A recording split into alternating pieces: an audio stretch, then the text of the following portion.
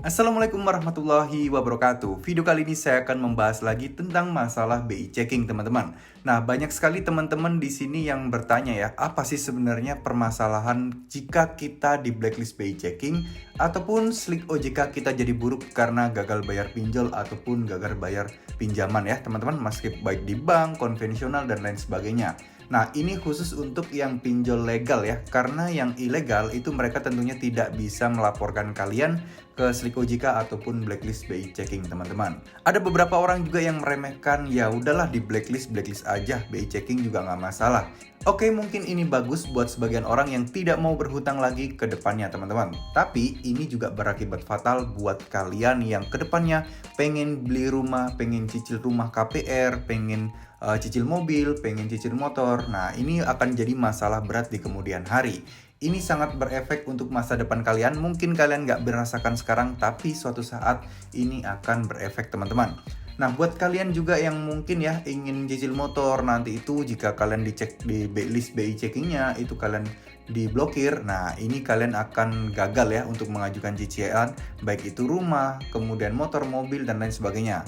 Oke lah, untuk motor atau mobil mungkin kadang bisa dibantu nih sama sales-sales dari dealernya. Tapi untuk rumah, ini yang paling susah, teman-teman. Jadi kalian harus mewaspadai masalah BI checking ini, teman-teman. Dan tentunya selain kalian mau beli dan nyicil dan lain-lain, kalian juga bakal kesulitan jika ada atau ingin melakukan pinjaman tunai.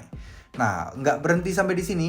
Nah, jika suatu saat nanti ketika kalian menikah, kalian mempunyai pasangan, dan pasangan kalian ini menginginkan nyicil rumah, nyicil mobil, nyicil motor, dan lain sebagainya itu, nah, biasanya khusus untuk nyicil motor atau mobil mungkin nggak terlalu ya, tapi setahu saya cicil mobil itu perlu juga KTP suami istri ya yang dilampirkan.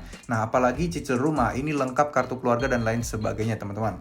Nah, ini jika salah satu anggota keluarga kalian di kartu keluarga itu ada yang bermasalah BI checkingnya, ini rumornya ini sangat-sangat mempengaruhi hasil analisa atau pencairan persetujuan kredit kalian, teman-teman. Jadi kalian nggak mau kan menyusahkan orang kalian atau pasangan kalian nantinya ketika kalian di blacklist namanya di BI checking karena gagal bayar pinjol dan lain sebagainya. Nah, selain itu akhir-akhir ini juga banyak sekali ya saya mendengar kabar bahwa beberapa perusahaan sudah menerapkan cek slik OJK ketika dia melakukan penerimaan karyawan. Nah, ini ditujukan untuk mengetahui kredibilitas karyawan itu apakah dia bertanggung jawab akan membayar hutangnya atau tidak. Nah, ini terlepas masalah pinjol ilegal dan lain sebagainya ya teman-teman, karena kita juga nggak tahu ya kebutuhan orang, masalah orang. Nah, di mana perusahaan itu juga mungkin mereka mencari orang atau calon karyawan yang benar-benar lempeng aja hidupnya tanpa ada masalah pinjol, tanpa ada masalah hutang yang menumpuk. Nah, kenapa?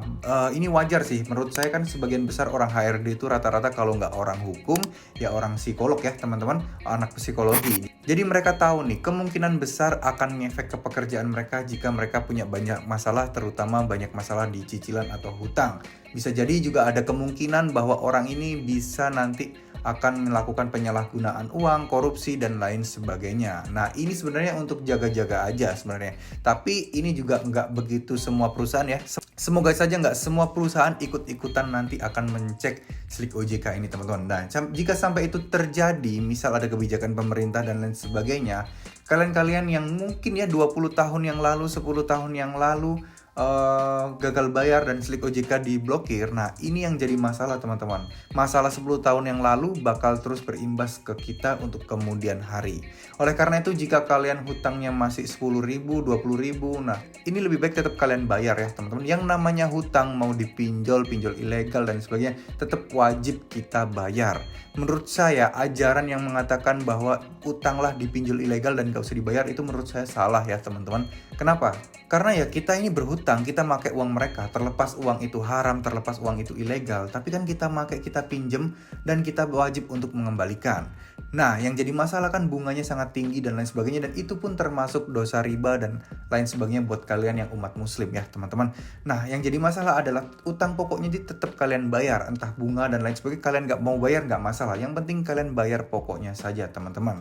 Nah, ini juga akan berimbas pada kehidupan kalian sehari-hari tentunya. Bohong kalau kalian benar-benar cuek, kalian pasti terganggu dengan teror DC dan lain sebagainya, teman-teman. Nah, sekarang bagaimana sih solusinya dan bagaimana cara mengatasinya? Caranya adalah kalian negosiasi dulu teman-teman. Jika kalian ini misal contoh punya pinjaman online yang nunggak, katakanlah hutang pokok kalian ini 1 juta, tapi bunganya ini sudah jadi 2 juta dan lain sebagainya. Kalian bisa kok negosiasi setelah setahun 2 tahun ke pinjolnya itu bahwa kalian akan bisa menyelesaikan ini kalau kalian diizinkan untuk membayar pokoknya saja dan dianggap lunas. Itu rata-rata semua pinjol kalau sudah lama seperti itu bakal disetujui dan kalian bisa tinggal membayar hutang pokoknya saja.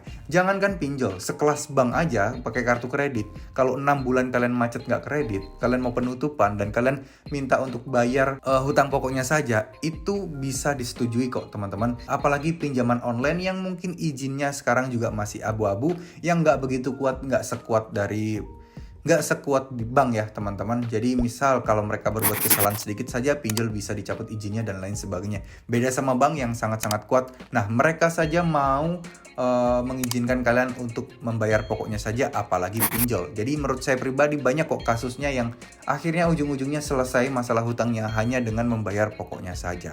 Oke, mungkin segitu dulu video kali ini. Terima kasih sudah nonton. Semoga masalah kalian, masalah BI checking segera teratasi, segera lunas, dan wassalamualaikum warahmatullahi wabarakatuh.